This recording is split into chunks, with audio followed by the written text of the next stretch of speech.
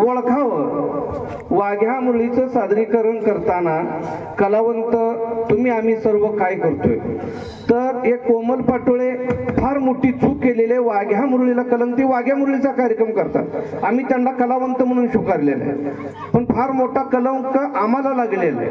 आणि त्यांनी माझी एक विनंती आहे, मी सांगतोय की कोमल पाटोळे यांच्यावरती भीक मागणे हा सरकारी कायद्यानं गुन्हा आहे आणि भीक मागायला प्रवृत्त करणे हा सुद्धा दुसरा गुन्हा आहे।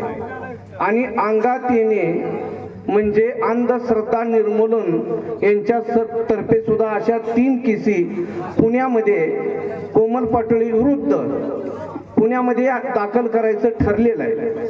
तर या ठिकाणी त्यांनी माफी मागितलेली आहे कोमल पाटोळेने, नाही असं नाही, पण माफी मागण्याला सुद्धा ही असं त्यांनी सांगितलंय की आमचे वरिष्ठ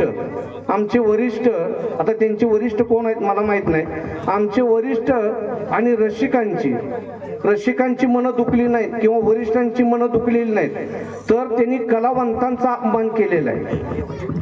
आणि ज्या येडामाईच्या ज्या देवदेवतांच्या जीवावर तुम्ही जगता कमवता त्या देवाची विटंबना केलेली, तर म्हणून त्यांनी दिलगिरी व्यक्त करावी आणि त्यांनी माफी मागावी, पण येडामाईच्या पायरीवर मागावी आणि तमाम महाराष्ट्रातल्या लोककलावंताचीही त्यांनी माफी मागावी, तर ती केस होणार नाही माफी मागितली तर पुढील कारवाईला कोमल पाटोळे हिला समोरे जावं लागेल।